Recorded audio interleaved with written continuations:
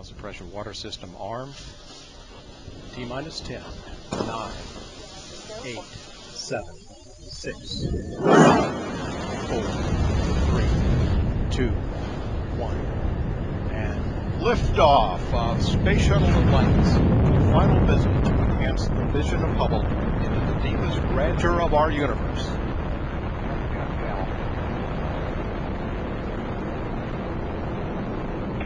Bypass across the board, Scooter, no action. Houston now controlling, Atlantis on its way.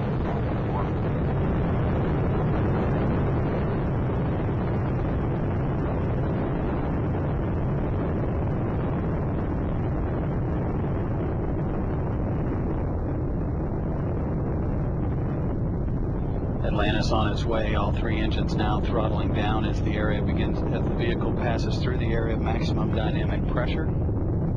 Atlantis, Houston, no action on the MPS H2 out P. Houston, we copy, no action. Atlantis, go at throttle up.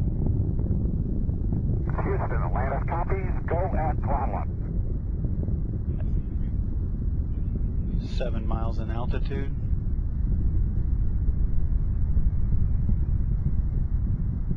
Altitude 49,000 feet.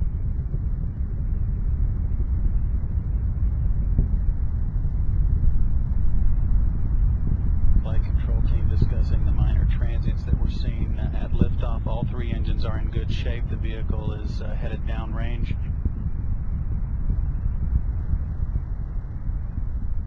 All three hydraulic systems in good shape, as are the fuel cells. Atlantis is 18 miles and altitude, downrange 23 miles. Already traveling 2,500 miles per hour, approaching staging, the burnout of the twin solid rocket boosters, which have been burning fuel at a rate of about 11,000 pounds per second.